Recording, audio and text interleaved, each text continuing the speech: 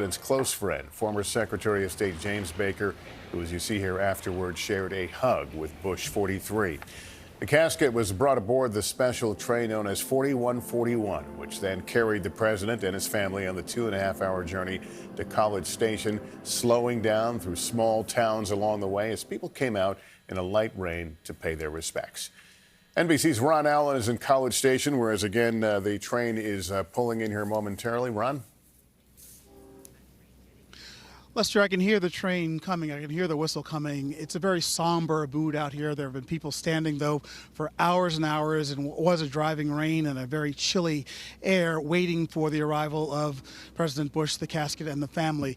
You can see behind me over there, along the tracks, there are literally hundreds, thousands of people, several deep and as far as the eye can see, down lining the route. This, of course, is the home of the president's library, but also the Graduate School of Government and Public Service named for him. Emphasis on public service. That, we understand, is one of the main reasons that the president chose this place for his library, because of the history of public service here, the history of sending students and graduates off to join the military. There is still a significant military component to the school now, one of the largest schools in the country, Texas A&M. There's an honor guard here. There's also the marching band here that will play. So while this is somewhat somber, there's also going to be a celebration of the president's life. We understand we're going to hear from the marching band the Aggie war hymn, the fight song that you probably hear more often at football games. But again, it's something that President Bush insisted on hearing this day. The train is going to come in this way. It should be here any moment. We'll hear some remarks. There are several dozen honorary pallbearers. They are, for the most part, officials past and present from the university, from the library, from the Bush School. Again, all about public service here. And remember, we're also just some 90 miles from Houston, another reason President Bush chose to put his library, establish his library here. From here, there's a hearse waiting here. The casket will be taken from here about 5 minutes away, a 5-minute drive down George Bush Drive, up to the library grounds for burial on a hill, on a side of a hill, we understand, that's along a creek and surrounded by oak trees, a place, of course, that President Bush selected with his wife and his daughter. And the pictures you saw a moment ago, people lining the route as captured by cameras on this special train, just a remarkable outpouring. If the nation said goodbye with the state funeral yesterday, in many ways today is about Texas saying goodbye to the late president. My colleague Tom Brokaw is with me for the coverage. Tom, Texas A&M holds a special place in the hearts of the Bushes. Well, a lot of people were surprised when he went there because he didn't have a prior connection. But it's a remarkable school, you know. People think of it in a military sense, but it has a very strong sciences department, for example, great education department, medical department as well. And they welcomed him with open arms. I thought, if for no other reason, I would want to be buried there because it's the alma mater of Lyle Lovett. I mean, how much more can you ask in life than to be associated with Lyle Lovett? And the school will be elevated by his presence there because it's not UT, it's not Rice or Baylor or one of the others, but the president putting effect not just his remains there, but the presidential library as well will make it a center for conferences about national patriotism and about government and other things. You know as well as anyone about the 12th man tradition that they have. That's the student body during a football game. That's their 12th man. That's what elevates the football team on the field. And George Bush will be, in his own way, the 13th man for Texas A&M. He'll bring to that school a great new, renewed sense of spirit and pride in what they're doing. And I want to just say one thing about Texas and A&M this year. They get President Bush as a permanent resident in the library. And this year, in football, they defeated LSU. I don't know whether you're aware of this or not. 74-72 in 7 overtimes. It was a record. So A&M is having a great year at this point. They get to welcome a president to their grounds, and at the same time, they knocked off LSU 74-72. And quite a turnout there. A number of VIPs, school officials who will be there to greet the family and greet the casket as it arrives aboard that train in a moment ago. You may have seen some of the wider shots of the train. It is painted along the same theme as Air Force One, that distinctive shades of blue and gold.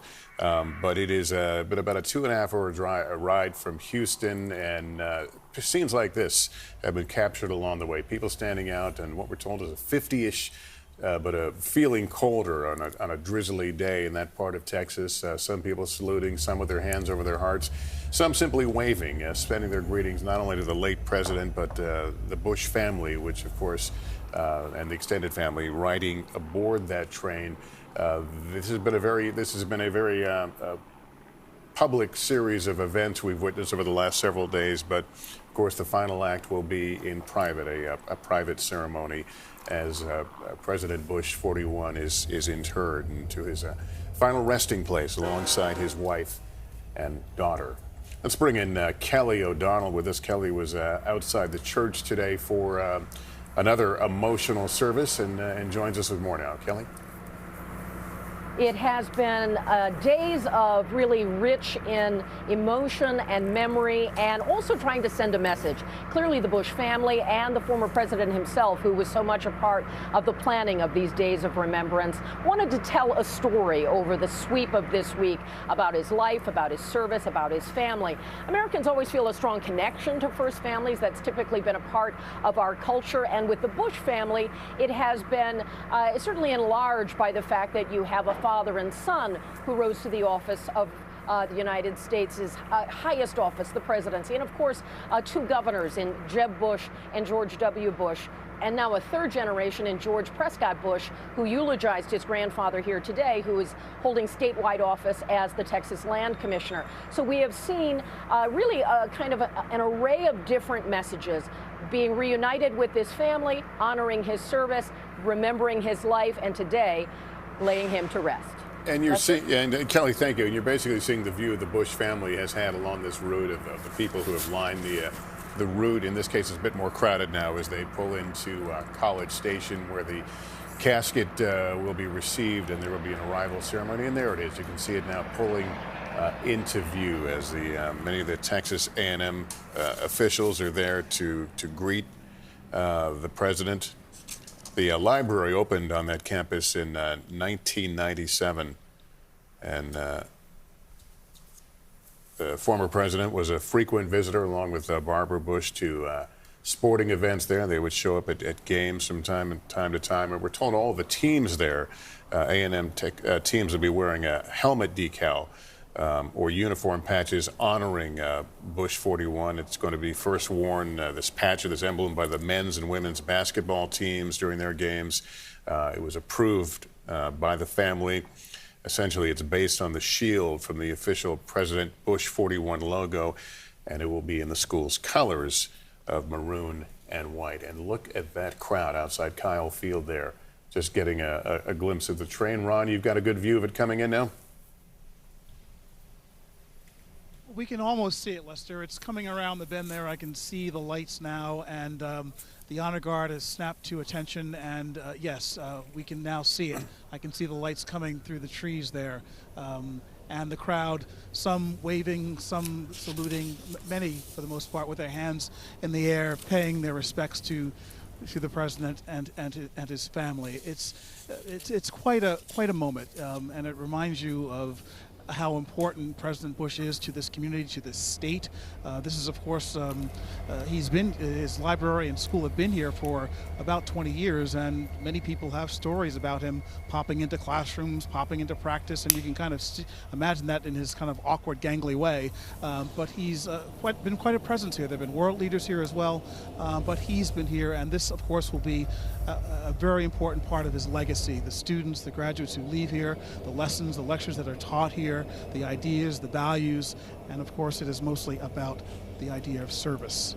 Yeah, watching the train move in, and as we watch it, it's worth noting we're in an era of short attention spans for major events. We tend to move on to the next thing and the next day.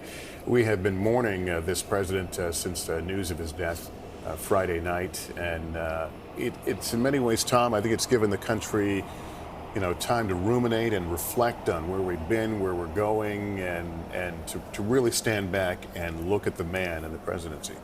I hope that there will be a long half-life for this past week.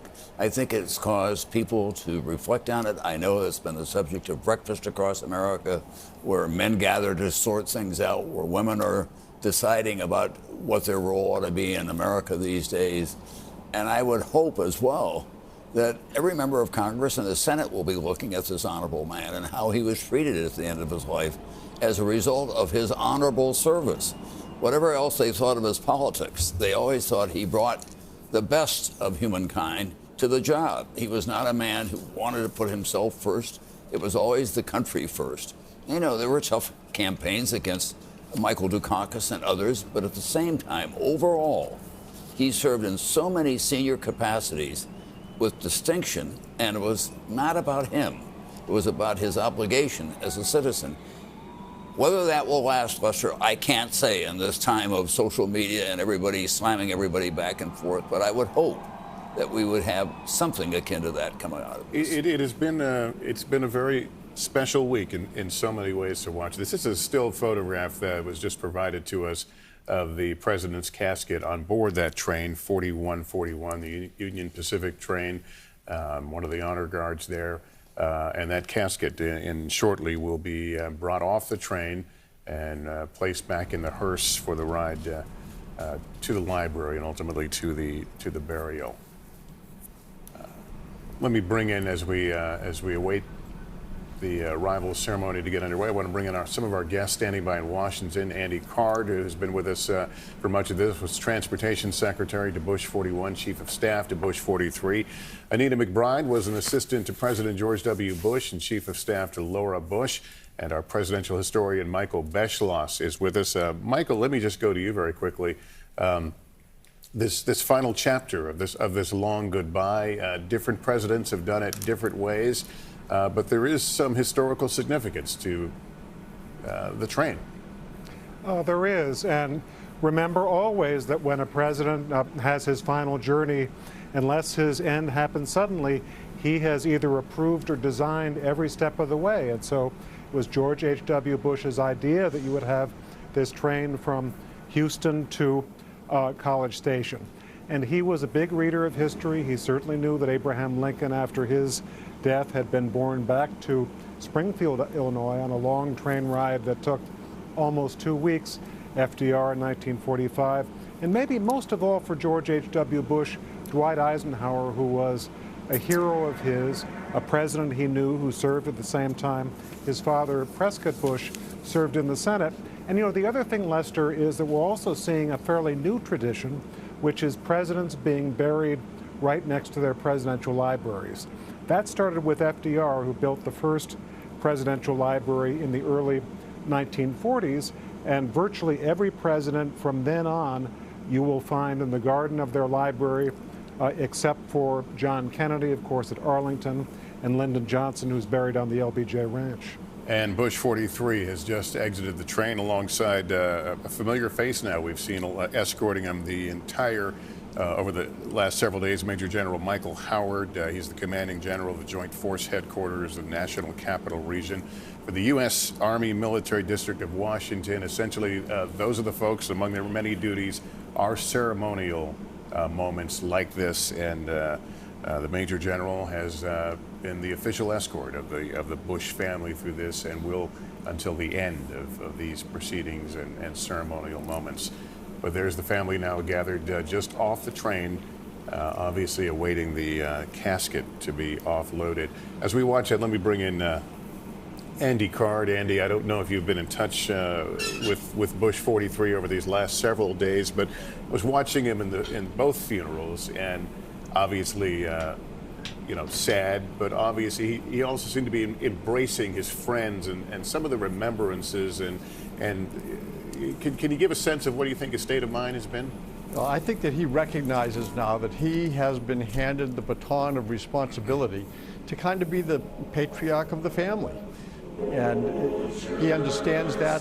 He will do it well. He has the greatest respect for his father. And he also has the love that his father gave to him that he will give to all of his siblings and the nieces and nephews and grandchildren. And it's such a family of love, and I think that's what you'll find that President George W. Bush will carry on the way his father did. And Laura Bush will play that role as well. The entire family is a remarkable family. And the president President Bush 41 is being laid to rest. He will be in a state of peace on the campus at Texas A&M, where his legacy in written form or photographs and the museum is inside the library. And then the living legacy will be at the Bush School on the same campus overlooking his site of burial. And that's where the future of America will be trained, and they'll be trained as if George Bush is training them, with courage, respect, duty, and honor. The family gathering as we listen to the musical prelude by the Singing Cadets and the Fighting Texas Aggie Band. Let us listen.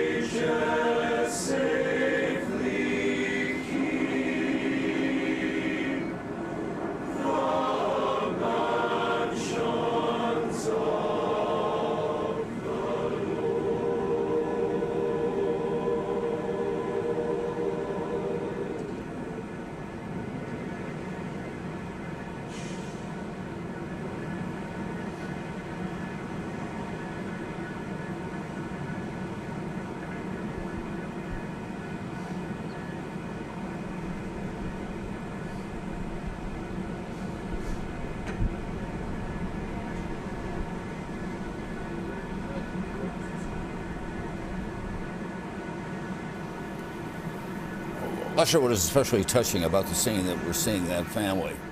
They have roots in both ends of the country. You know, they're deeply rooted in New England still. The president would go back to Walker's Point in Maine every summer and spend time there. He was comfortable there. His son went to Yale, and then they moved to Texas, but they keep the connection back and forth. So you can't place them in just one or the other. They really reflect a kind of dual state and a dual culture attachment in America. And I find that not just inspirational, but heartening as well, that they can feel connected to the various parts. They're not just logged into one or the other. And here is the late president.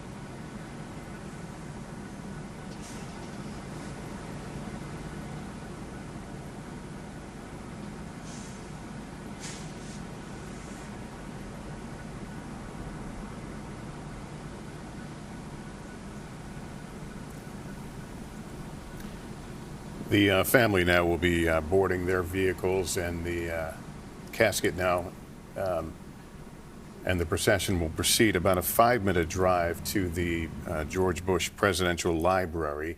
And along the way, we're told about 1,600 people plus will be lining that route on what is known as Barbara Bush Drive as it approaches the library center.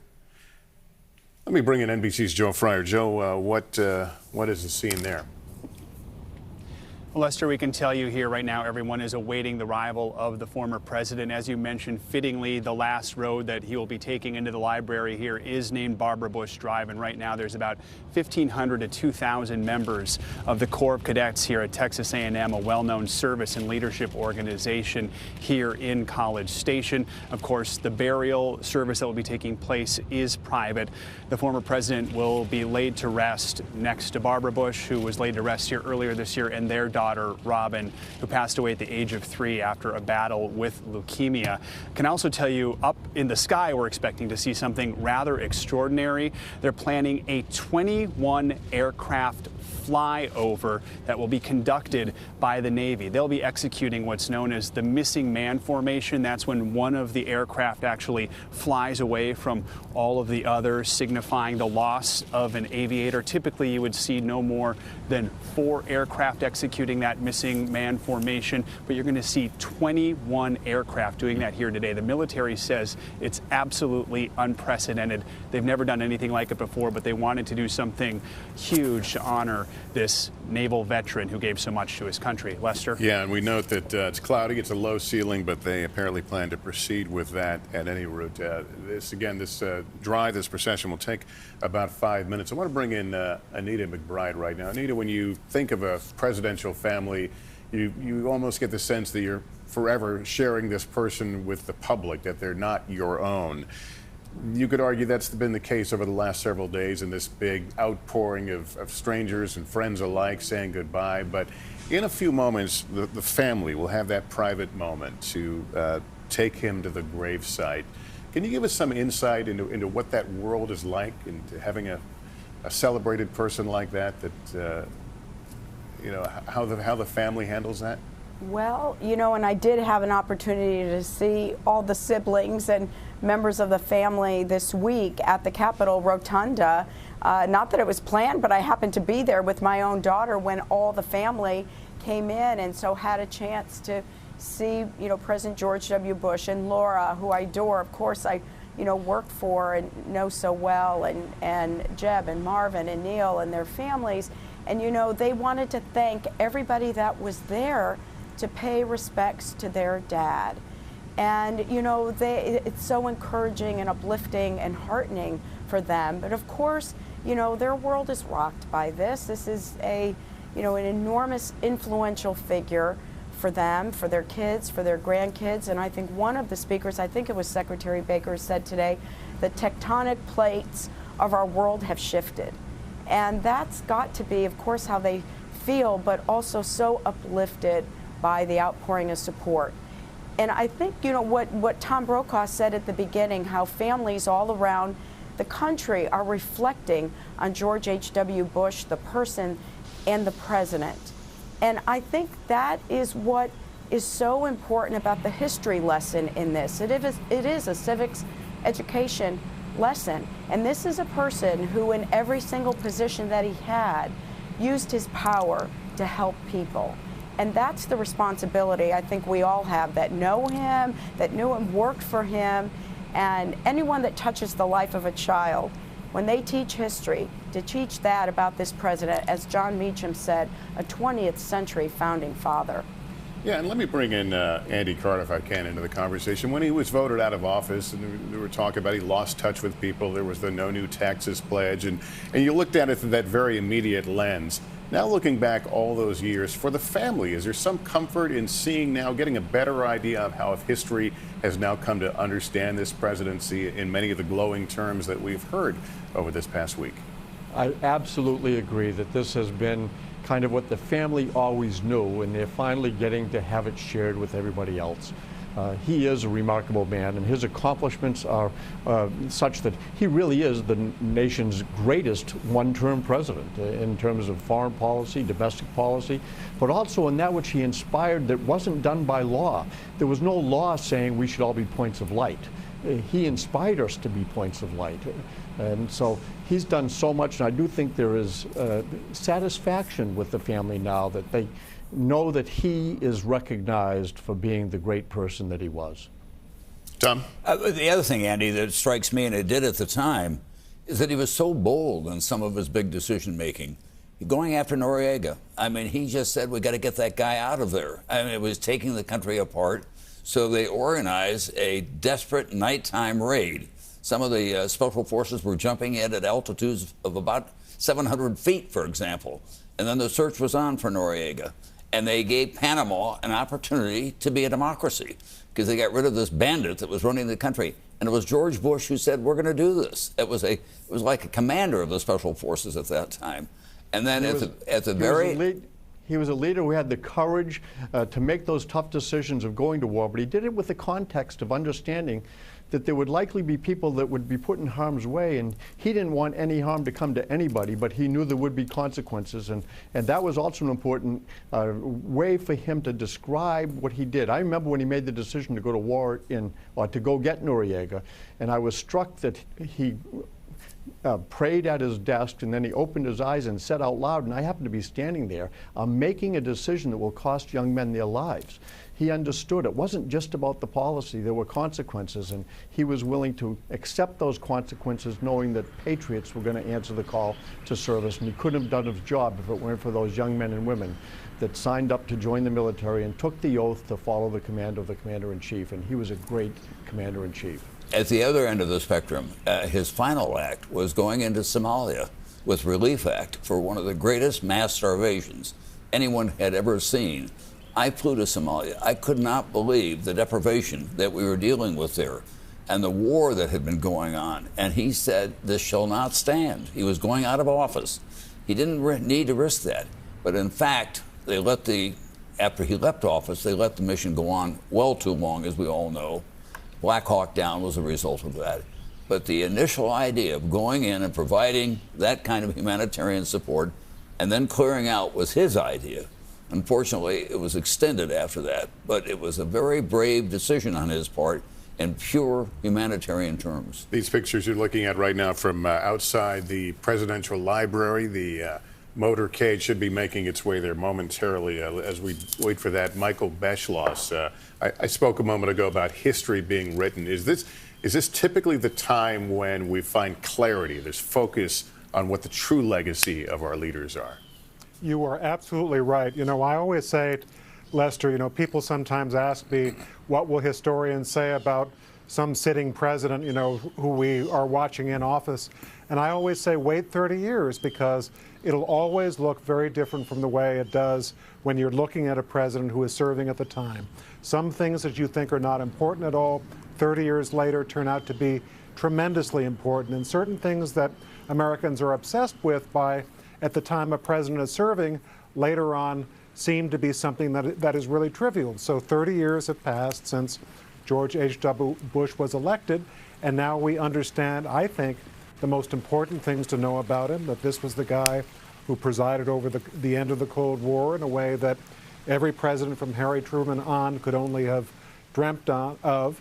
And something else that we haven't mentioned, you know, in the last few minutes is the courage and the leadership it took to do Desert Storm and the Persian Gulf War. You know, he was the one who said that this invasion of Kuwait by Iraq shall not stand. A lot of people said Americans don't even know where Kuwait is, and it's not that long after Vietnam. They will not stand for the idea of a president sending 500,000 Americans halfway around the world to defend a country that they've never heard of. But George Bush said this is the first test of the post-Cold War world, and unless we build a coalition that's going to stand up to this invasion, you might have countries invading their neighbors all over the globe. And the result was that he went to Congress, got approval, and planned the 6-week war that was executed in a way that achieved its objectives. And Richard Nixon wrote to George Bush afterwards and said, you know, you have destroyed the Vietnam syndrome of worry about use of military force once and for all. On this long shot beyond the trees, you can perhaps catch the headlights of the procession, the motorcade about to make its way to the presidential library. Joe Fryer is there. Joe, give us a sense of what is about to unfold. Yeah, well, it's very quiet here right now, Lester, I can tell you. We have about 1,500 to 2,000 Corps of Cadets here. They're getting ready to render a salute once the president does arrive. I can tell you this is so important to this community here at College Station, Lester. All right. I know that you're at a very solemn place right now, so we will watch here the hearse carrying the casket. This is the final journey of a long goodbye to the 41st president, coming back to the library that he founded. Will be laid to rest soon next to his beloved wife Barbara, their daughter. This is George Bush Drive they're on right now, about to turn onto Barbara Bush Drive. So much poetry in this final goodbye.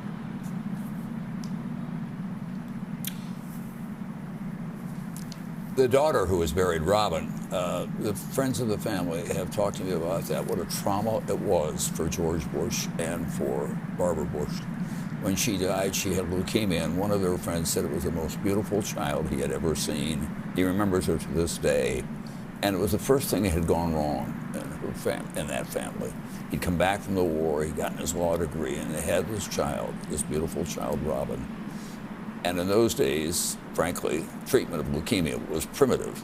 I had a friend who died of it at age 8, and I remember vividly seeing him, and they just pumped him full of steroids. Nothing worked, and the child died. And Barbara and George had a terrifically difficult time coping with all that. All their friends have talked about it, but they didn't talk about it publicly. It was a family thing. There's the child there.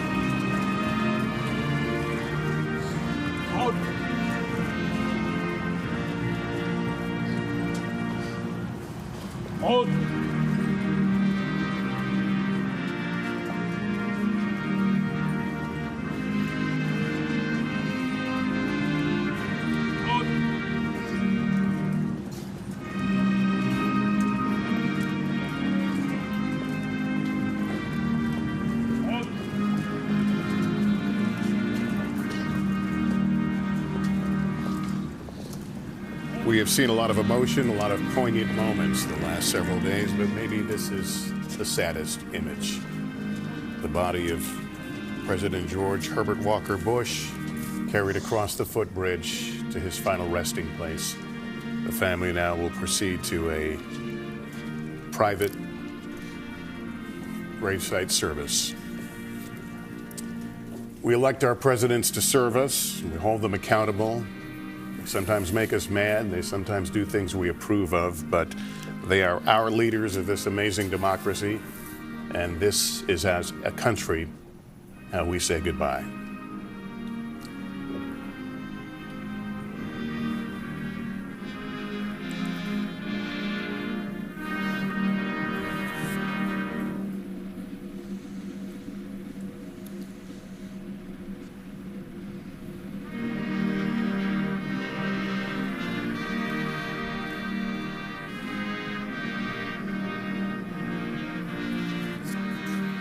As we draw this to a close, I want to bring our guests back on. Andy Carter, let me start with you.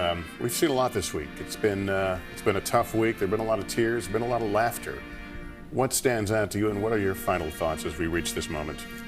Well, it's funny. It just flashed across my mind that Barbara Bush's Secret Service code name was Tranquility. And seeing the president brought to be with Barbara is tranquility. And this has been a very emotional week, but it's also been a week of celebration for a life very well lived. And may we all live the kind of life that George Bush did. He taught us an awful lot. Anita McBride, you knew this family well. What are your thoughts at this moment? You know, I'm reflecting on a lot of the wonderful words and tributes that he so richly deserved, and how former Prime Minister Brian Mulroney said how his counterparts on the world stage knew George H.W. Bush was a gentleman, distinguished, resolute, and brave. And I think that's a beautiful description, and how Alan Simpson, his best friend from the Congress, gave that beautiful story about at his lowest moment, George Bush was there for him and had his back, and was seen with him even at the comments of his own political advisors that said not to do it. But he was a loyal friend always. And you asked me to also about the impact on the family. There was another family in that audience yesterday, 30 members of the White House household staff, retired and who are still there, that served the George H.W. Bush and Barbara Bush during their time, and were given a seat of prominence in that church because of how much they loved the Bushes and how much the Bushes loved them. Though we are now out of camera range, we should note you may hear a 21-gun salute, which is part of the private service. Michael Beschloss, let me get your final thoughts. Well, Lester, our founders said that part of American patriotism is that all of us have to study history, because they said that, unlike a monarchy, we have the future of America in our hands, and one way to make that a success is to look at our past generations of citizens, past leaders, and understand what was important about them, where they succeeded, where they failed.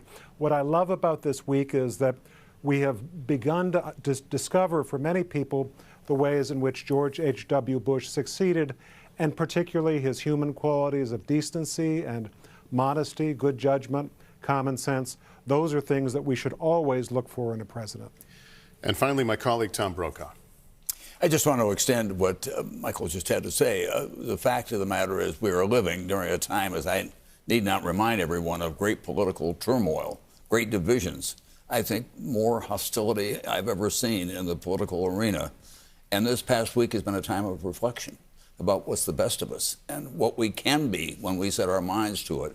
So I would hope that that would linger beyond this final ceremony at Texas A&M, that we'll think back on who we are over the long curve, not just for tomorrow's gains of some kind.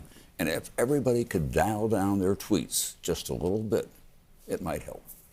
My thanks to all of you. 70 years ago, in 1948, having survived World War II, a 24-year-old George H.W. Bush and his new bride, Barbara, came to Texas with their infant son, George W., to start a new life. Bush got into the oil business, raised a family, and mourned the loss of a young daughter to leukemia.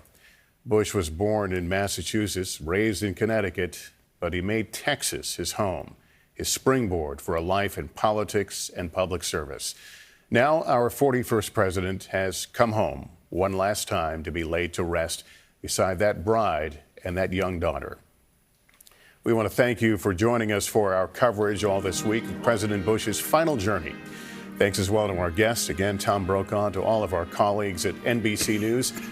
I'll see you coming up shortly on NBC Nightly News. For now, I'm Lester Holt, NBC News, New York. Good day.